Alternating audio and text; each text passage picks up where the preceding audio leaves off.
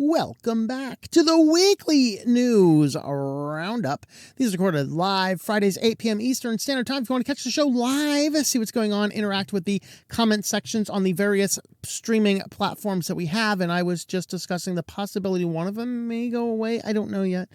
I'm evaluating. But anyway, you can catch the show, of course, live, or you can catch these edited down versions. We have fairly standard. We're trying to keep it a little bit shorter today.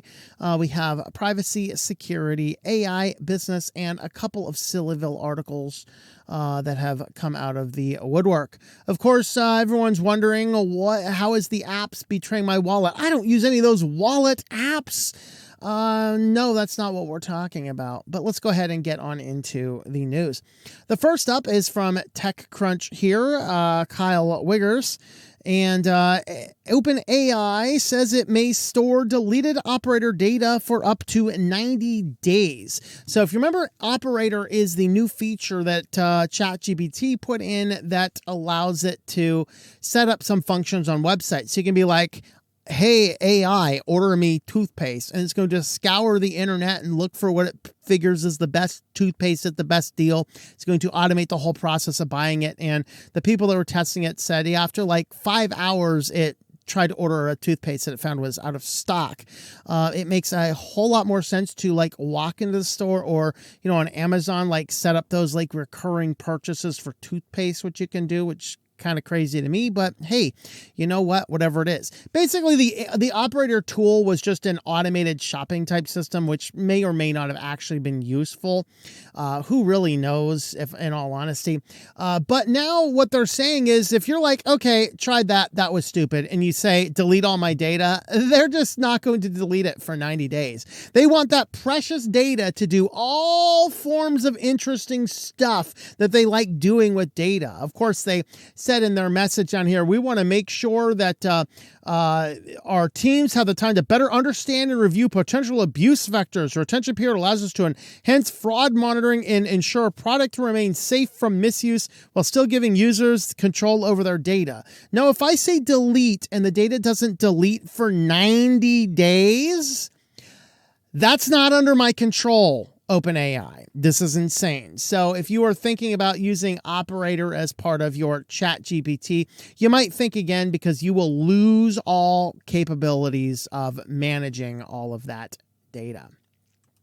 On to our next article. Of course, this one is tied into our main title here. Your location and browsing habits could lead to price increases when buying online. This is where your apps are betraying your wallet. You see, what's going on here is all of these apps that you have on your phone are all kind of tied right on into your location history, your browsing history. It's not just your apps. It's also things on your computer. All of these various other elements going on are all tying back and making this advertiser profile. Of course, this is going to be made worse because back in February, next month in February, Google is going to allow people who are using analytics and ad purchasing to fingerprint you as well. So they'll have a better understanding of who you are, not just tied to some of the other earlier account metrics, but tied to some of the deeper account metrics as well. And so what companies are doing with all of this data is they're making determinations about you and figuring out that, hey, you might just pay more money for stuff just because of light of where you are. And so they're looking at surveillance pricing. Now, this isn't something entirely new. There's always been, I think it was it EFF? It's ProPublica, I think, did a report a couple years ago looking at various neighborhoods, and some neighborhoods paid a lot more for products and some didn't. Of course, their whole argument is, hey, neighborhoods over here in this demographic are paying more for individual products than this demographic. And honestly, you might even be able to spot that. In fact, as yesterday I came back in. I was back in the middle of the woods for over a week, and I was completely out of everything. So I went ahead and did my regular rounds of shopping. I usually swing by Aldi's first because it's super cheap, pick up all the things. But then invariably there's things that they don't have, so I go to the Devil's store. That'd be Wally World. And I'm looking at the receipt, and there's like one particular item I know because I buy it all the time. It's the only brand of paper towels I buy because it's the only brand of paper towels that functions well, especially in a van setting. It was twice as much at this store than it is in any other store I've been in. I'm like, that can't be the price. And I forgot to have her check the price. And I looked at it and go, wow, they are doing that twice as high. Well, what's the difference? Because this Walmart is in the Villages retirement community in Florida. So it's all a bunch of old retired folks living on their pensions that have had the money to move to Florida. It's a much more affluent place, so they can charge a lot more money for small items in that place. Whereas if I bought it down in the same Walmart that I slept in last night, that's in a little bit more sketchy part of town, and I was hearing police sirens and stuff over the evening, the paper towels were cheaper. Well, they do this type of stuff all the time. And so what's going on is they're making these determinations not based on what neighborhood do you live and shop in, but now based on all the data we have, you go online, you look like you're a guy, you're always looking up these expensive computer parts. You must have a lot of money. Therefore, we're going to charge you more money for the individual products. Oh, you're always looking at like dollar stores. And we know, of course, from all this information that you probably don't have as good of a credit score. So let's go ahead and give you this at a slightly cheaper price. Or maybe it's the flip side around. Hey, you're really good with credit. We're going to give you lower prices so you spend more money. You're bad with money. We're just going to go ahead and make as much money as we can. Well, what's going into all of this is all of the apps on your phone, all of the various websites that you visit if you're not using ad blockers, and even worse than ad blockers is also you want to use some privacy tools. So Privacy Badger from EFF is a really good one. This will ad blocker will let in a lot of some of the trackers and things. Privacy Badger specifically focuses on blocking the trackers.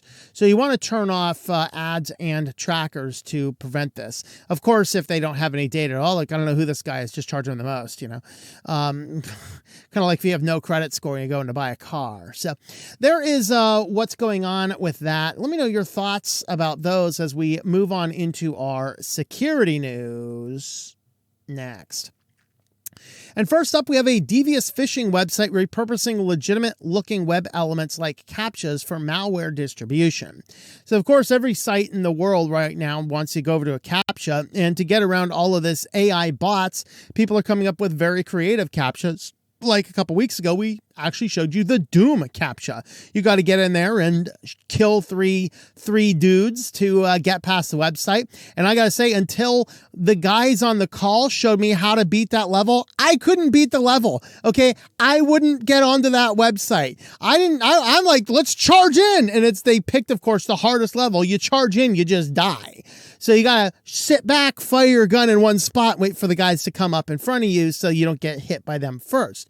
So I wouldn't even have known that. I would be like, if they put the Doom website on me, I guess I'll have to go to another website. I'm not getting past that CAPTCHA. But now we're getting a lot of creative CAPTCHAs. I've seen all the most interesting CAPTCHAs. You've seen the ones where it's like a puzzle. Grab the piece and drag it to where it goes. Okay, do this. Well, in the light of all these new CAPTCHAs coming up all over the place, these guys basically have a CAPTCHA game that if you play the CAPTCHA game, you win, you get malware installed, and you just think you're verifying yourself on the website, right? So how it works is, of course, they're using Amazon S3 calendars, wait for that data to leak, and content delivery networks to legitimize everything that they're doing. Isn't that wonderful? And so what they're doing here is you land on a page that seems like some form of CAPTCHA, some new creative, oh, this is a cool new CAPTCHA. I'm not just clicking buses. I'm going to do something fun and interactive. Well, one of the things you need to do, it clicks a button and a hidden JavaScript activates and it copies a base 64 encoded PowerShell command. And then you have to go into the quote unquote CAPTCHA and paste data in. And when you do that, it runs a silent PowerShell. Of course, if you already noticed on this channel, this is a Windows virus. That won't work on Linux. So although they could probably do the same thing for Linux, they just haven't done it yet. Wait for that. But this current version, it runs the background and then the PowerShell on the background.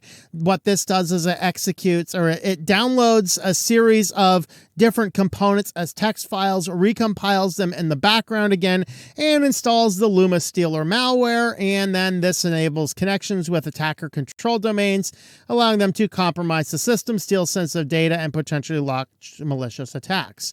Of course, this is the reason why Windows' really stupid decision that we're going to be talking about tomorrow could possibly cause some problems. Yes, Windows actually backtracked on their security starting in February. But that's what they're doing. That sounds fun. And this one's good, of course. Was your automobile hacked?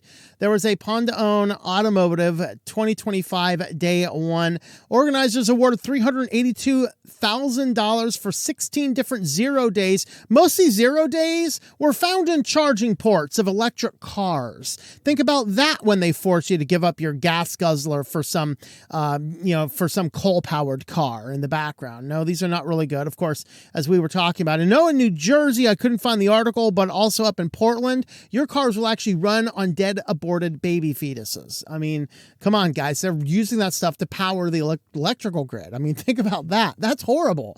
That is horrible, but that's actually what's going on. I heard about it in New Jersey, couldn't find the article we were talking about, but I found the articles from Oregon. What's in your car's gas tank? At least mine's just allegedly dead dinosaurs. Yikes. Really? Why is privacy badgers not allowing the tweets to load? So let's see if we can get these guys to load here. Basically, the first guy, he's awards. This guy here. Okay, these are all the various reports awarded. What they found is there's a hard-coded cryptographic key in the Ubiquiti charger. Yikes. And then we had a heat-based buffer overflow in the Autel charger. And then one of the things, let's see, there's another exploit in ChargePoint signal manipulator through the connector. So, I don't really want an electric car. It seems to be the connectors are malware. Nobody, of course, attempted to do the Tesla despite $500,000 reward is on the table for an autopilot exploit. Nobody actually did that. That's possibly because Elon Musk is buddying with the president right now. And nobody wants to get into that game right now. I don't know. So that's what's going on in the automotive hacking industry. And now let's go ahead and I pulled up the wrong banner there. Let me get the right banner. There we go. We're going to jump on over into AI news. First one here I want to talk about was it had an interesting beginning of the application, although now it's and then for a period of time it's kind of used in a little bit less good ways. So this is called Geospy. It's an AI tool that analyzes images and identifies locations in seconds. Now, this is actually an older industry that has just recently had AI attached to it. This system was actually created for law enforcement. I actually heard about this almost a decade ago. So what they were actually doing is they had, and Google was one of the ones leading this project of data collection, where you could go in and shoot photos of your hotel rooms and upload them to Google. And then they would be creating a database. And so when law enforcement found illegal actions, such as like CSAM or other forms of human exploitation, what they would then do is take those images and run them back through the Google's reverse engine and looking for the backgrounds, allowing the law enforcement to identify the certain location and approximate time that those abuses happened, allowing them to probe for information regarding those locations. So if these things were happening in hotel rooms, people shooting hotel room pictures, then what could happen is law enforcement could know what hotel room and about what time it was based on decorations and other things like that. Then they could go into the hotel, figure out who was there at that particular time, and begin their investigation there. So it started with that type of approach. Unfortunately, when, just because it's created for law enforcement doesn't mean it's there. And so the company behind this, apparently anybody could actually get in there and use it. And it just turns out that a bunch of people started using it for trying to stock ladies that they kind of wanted to get to know a little bit better. And so that was kind of a no-no. And in response to that, the developer took it offline for public use. But, this is what I've always said. We can develop the best stuff in the world. We are not going to invent our way into utopia. Our improved technology gives us an improved means to our deteriorating ends, because we by nature are sinful people. Okay, we will find the best technology and figure out how to exploit it for our own evil natures. You want utopia? You gotta confess to Jesus and be part of his millennial reign, okay, and the future therein. So there you go, guys. There's your tool. Of course, speaking of all this getting high and mighty with the spirituality, the Pope now speaks about AI. He is warning at Davos, or Davos, this is that hidden group of business people that go in and figure out how to actually create the mark of the beast for the world. How wonderful that is. Of course, the Pope is in there. Some people say he's the leading candidate for leading contender for the false prophet. Whether or not you believe that is a different question, of course. But now he comes in and he talks about critical concerns about humanity's future as it could exacerbate the growing crisis of truth. His concern is not mine that AI will either imprison us, enslave us, or terminate us. That's not his concern. His concern is that AI is going to feed us disinformation and we stop believing the things that Big Daddy government is telling us. Maybe he is the false prophet. I don't know. Just saying. Sorry, guys. I've been doing a couple years deep study of eschatology, and I'm kind of wrapping up the end of it. The end times is on my brains. Sorry. All right. But anyway, this ties right on in with big business cabals and all the other things going on and the Pope and all this. So he says, quote, "The technology is designed to learn and make certain choices autonomously, adapting to new situations and providing answers not foreseen by its programmers, thus raising fundamental questions about ethical responsibilities, human safety, and broader implications of these developments for society." So there is what he has to say. Of course, that to me is concerning, that he's worried about misinformation and not the utter end. The fact that I actually think now, looking at what's going on with AI, I actually just think it's leading us towards idiocracy. I think that's the real world result. The AI is trying to enslave, imprison, or exterminate us, but we're too resilient as a species. We must live on. We will just live on as a society of retards.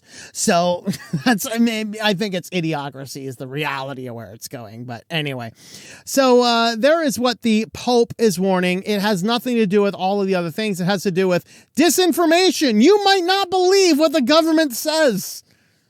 Yeah, it's a good thing. Now, if you want to help support the channel, we use affiliates every now and again. Today we're highlighting Mint Mobile. You can jump on down. We have unlimited premium wireless plans for $15 a month.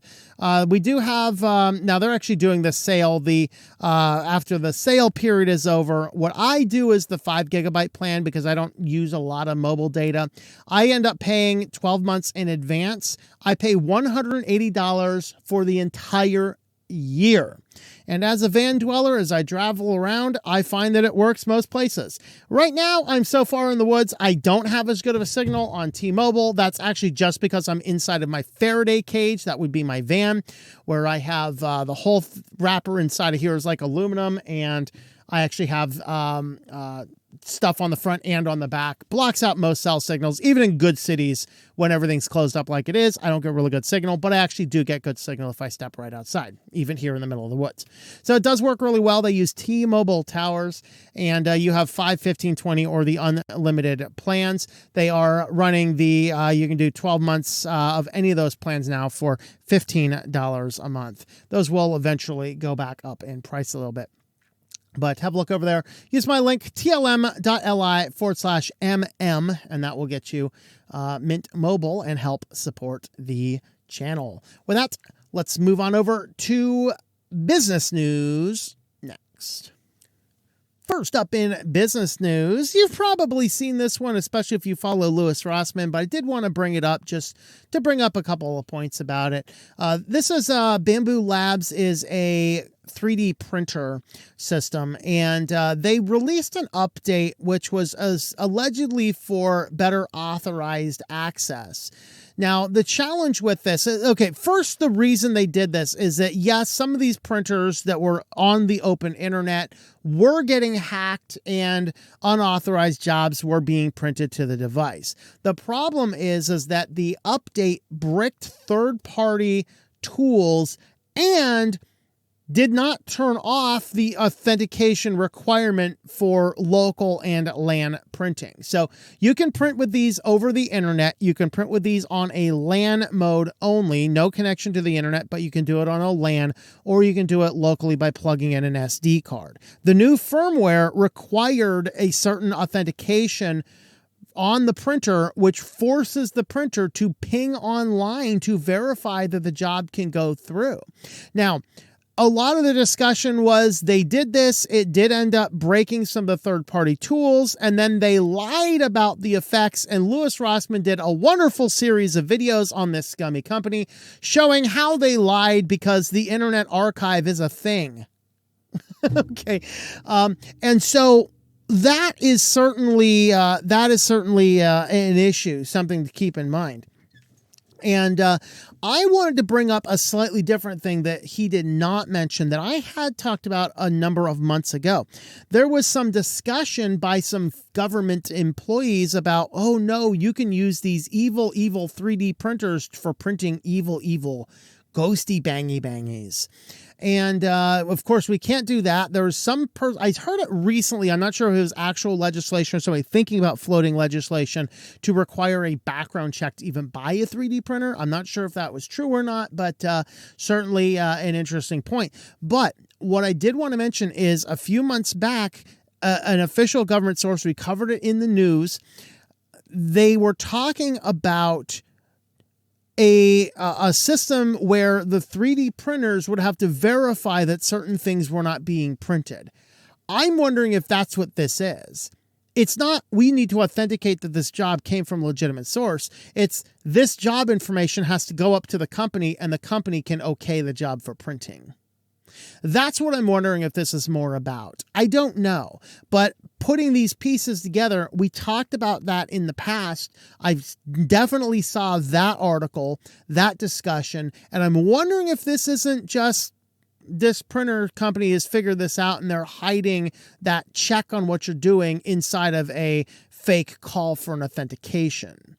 Because it doesn't really make sense that they would require this call for a LAN mode or an SD card printed job. I mean, unless they're thinking that someone's breaking into your house to print stuff on your 3D printer. Okay. And so that definitely is an issue. Now, I can completely understand the internet connected ones. So that's the last thing I want to do. I don't want to come home, look at my 3D printer, and realize while I was out, the thing printed a phallic object because somebody hacked my printer and printed a big 3D dong, okay? I just don't need that. But I can understand the internet-based one. What I can't understand is requiring a company-authorized check for a LAN or a local print job. Very interesting. So I did want to bring those up. Of course, take a look at the Louis Rossmann series of videos on that because he explained a lot of the other side of this that I didn't really want to get into. I just thought that was an interesting connection from something we've mentioned in the past.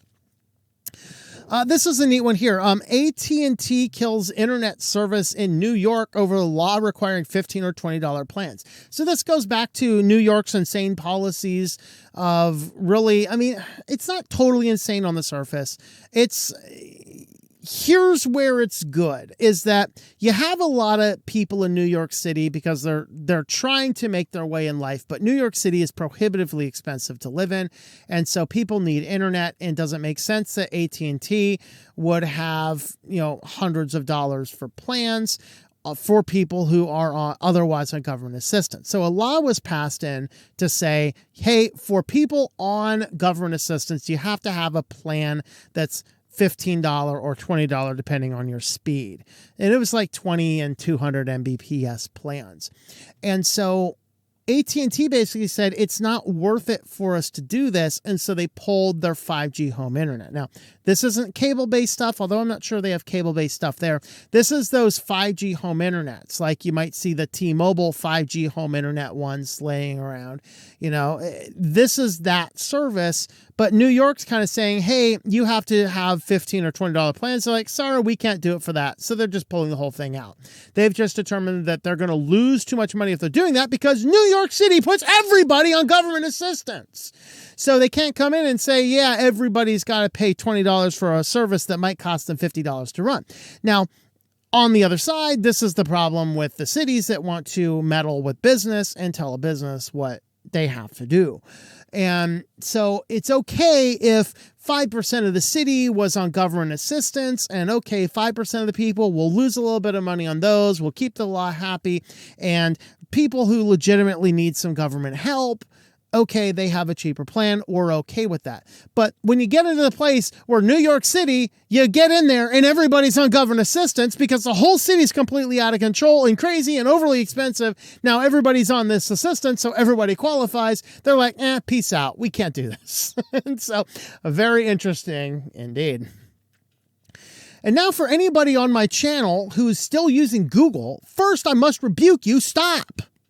Now, I get it. DuckDuckGo's not a lot better. It uses Bing and stuff. I personally like Start Page, then Brave, then DuckDuckGo. Although with the advent of AI, all search engines are starting to suck now.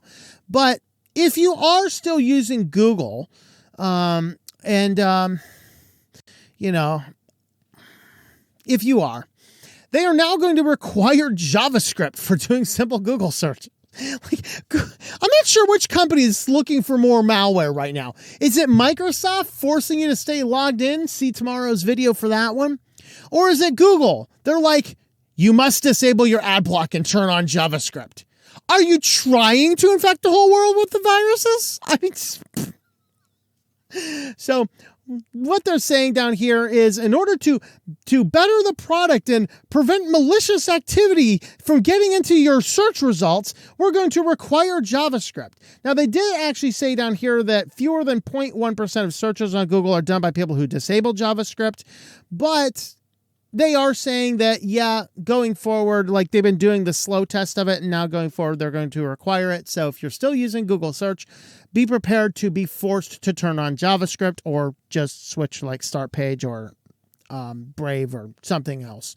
DuckDuckGo works without that as well. That's why it's the primary one used in Tor networks.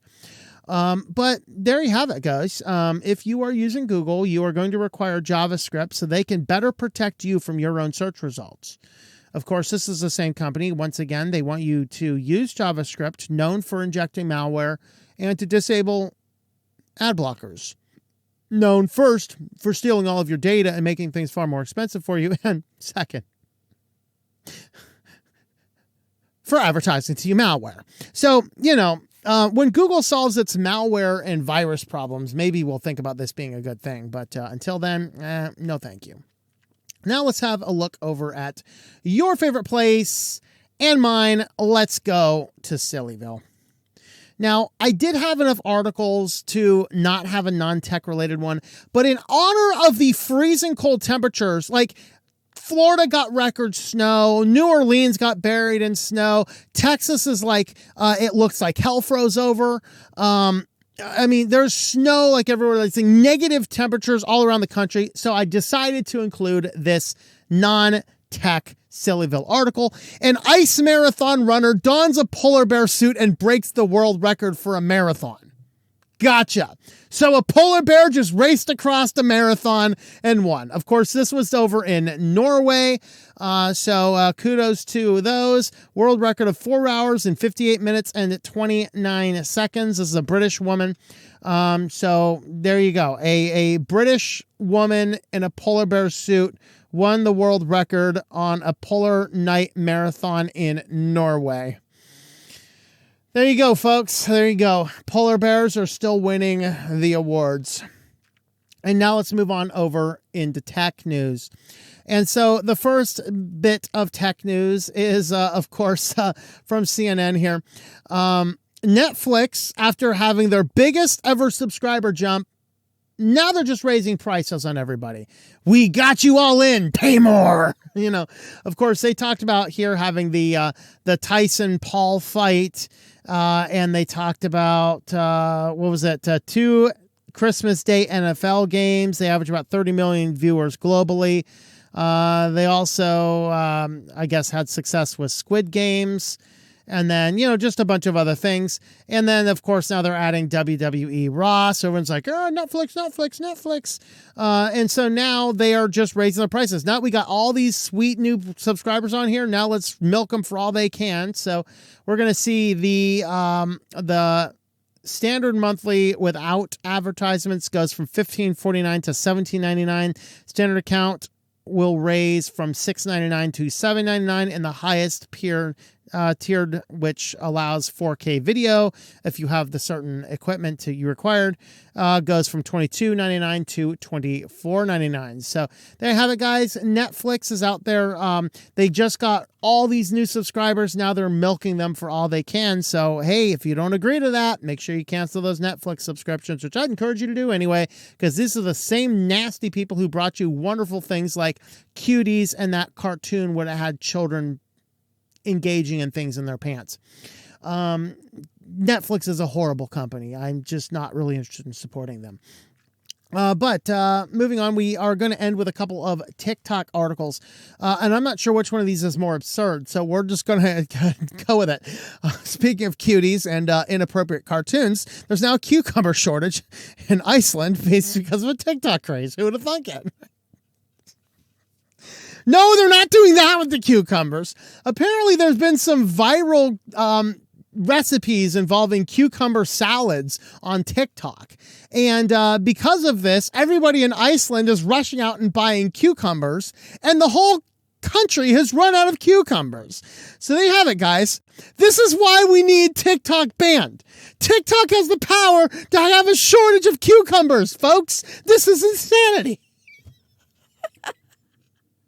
So anyway, yeah, this is one of the viral TikTok salad videos. So let's see. He's in his 20s, inserts various ingredients into the deli container before closing it and shaking it. He ends with him taking a bite of his salad. So literally people are learning to cook by putting little things and mixing ingredients and shaking them up on TikTok. At least I can praise for the fact that not only are people cooking, but they're cooking with real vegetables. See, the world is going to end soon. Hell is freezing over. It started with America. And if that wasn't absurd enough, of course, as you know, there was a TikTok ban, and then TikTok was back, and then the Trump administration has recently, since we did our last video about this, they've recently extended, I think it was 60 or 90 days. I forget exactly what the length was. But the Trump administration has recently extended the time frame that TikTok would have to work out a deal to have a bare minimum of 50% ownership, of which, of course, right now, Mr. Beast is in the contender for that. So I don't know. But what happened is when it was originally banned, some people deleted it off their phones because, oh, it's banned. It's going to be mostly people who, your typical blue-haired TikTok users who think that they're going to be rounded up into concentration camps now that Orange Hitler is back in office, which isn't going to happen, by the way. But these people are irrational anyway. And so they all deleted TikTok so they wouldn't get arrested for having TikTok on their phone, as if that was even going to happen. Well, when the service came back online and they have now, and this has really got to burn these guys because half these people wanted to leave the country because Orange Hitler took back in place, and it was Orange Hitler who stopped the ban. Oh, I don't know whether to laugh or cry, folks. I don't know whether to laugh or cry. But when that all happened, people are realizing they can get back on TikTok, but they've deleted it from their phone. But the TikTok app is not in these phones anymore. And guess what, guys? If we allowed side loading, it wouldn't be a problem.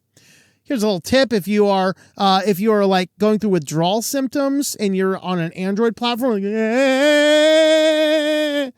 might be able to get it from like an Aurora. So I don't know, because that actually grabs, not thinking twice. That actually pulls from the Google Play Store.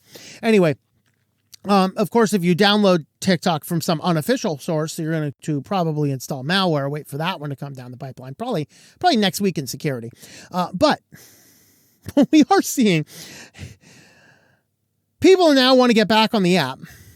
There's no way to install it because, of course, these companies have locked side loading out of the phone. And, of course, if TikTok itself came out and distributed at least the APK, Android users could get back on the app without a problem if they distributed it. Of course, iPhone will not allow you to distribute it because they fought really hard to keep that walled garden that you don't have control over your device. So that's why we need to be able to sideload apps. So secondhand phones have become a market. So now people are selling their iPhones with TikTok still installing them for up to $3,000. This one's up to $35,000 to buy a phone because it has TikTok pre-installed on it. Now, here is the big problem with this. Is that these phones, if you were to factory wipe these phones, it wouldn't have TikTok on them anymore. This is people trying to do the best they can at deleting stuff off of their phones and then selling that phone. All of that data of yours is still residually there. This is a privacy nightmare. It's a security nightmare. Not to mention paying $35,000 for the privilege to engage in brain rot is utter insanity. So there you have it, folks. In SillyVille, people are selling their phones for up to $35,000 because they still have TikTok, because these people have gone into an epileptic fit over not being able to get on TikTok. You see what I mean? Idiocracy is the way of the world. Well, if you want to help support the channel, we do have a Patreon page. You can jump on over there, support any of our 3 channels, patreon.com/TOMM. Of course, the Linux channel. This is the big and the primary channel. We do have some Christian stuff as well. And we also have our channel on learning how to write and publish your works, mostly with free and open source software. Also some excellent tips on writing and other approaches and things in the writing industry, another area that I am an expert in. And, of course, we are just relaunching that channel this year. And if you like that type of content, please go on over to Writing Done Right and watch some videos over there. We are 205 watch hours away from monetization goal over there. And I would really like to see that channel be another good channel to help out. But with that, you can jump on over to Patreon. We have our short stories over there. If you missed this month's short story, we posted that a couple of weeks ago over there. It's an excellent one.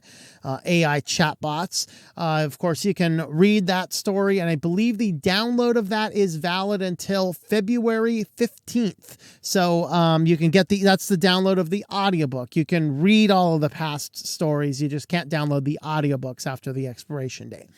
Of course, if you do want last season's books over on Patreon, $5 and up, you can get the audiobook or the ebook for free with your Patreon subscription. Or if you are free or $1 tier, you can purchase them for $10 for the audiobook or $5 for the ebook. So if you want to have a look at that was last season's 10 stories. This season, of course, we are going to be working on our next story here soon. And you can get those informations, also participate on our off-air hangouts, and we will probably eventually bring back those Thursday shows too. We just didn't this week because we had no sun and no power. Anyway, folks, thanks for watching, and we will see you all next time. Visit us on Patreon, patreon.com/TOMM.